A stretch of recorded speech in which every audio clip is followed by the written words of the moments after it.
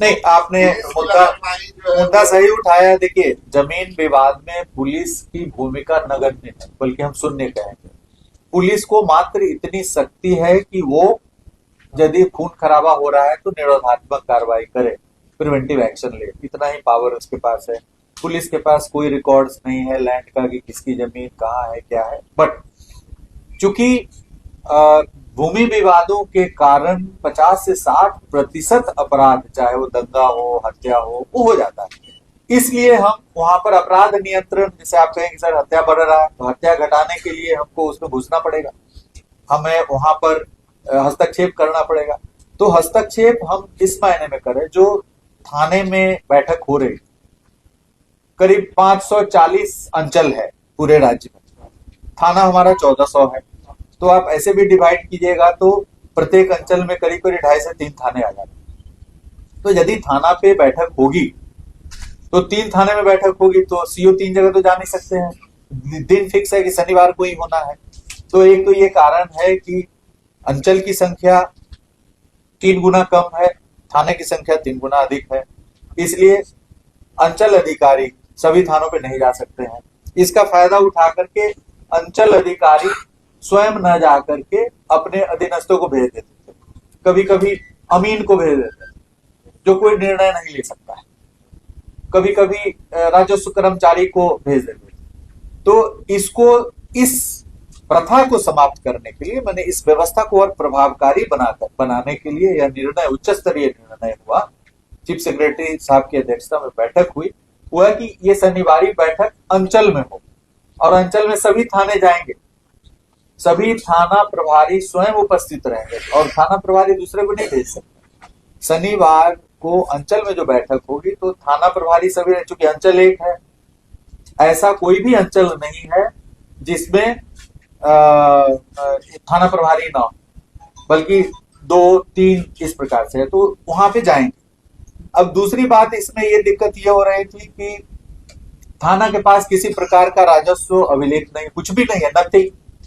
तो जब कोई अभिलेख नहीं है तो आप क्या देख सकते हैं, आप क्या चीज का बैठक करते हैं। अंचल में सभी प्रकार के राजस्व अभिलेख है।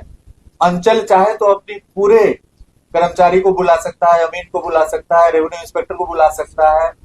तो वो अपने सभी पूरे के पूरे पदाधिकारियों को शनिवार को अंचल में रख सकता है। और थाना भी, वहां तीनों थाना, 2 थाना जो भी है, एक थाना है, वहां पे चले जाएंगे।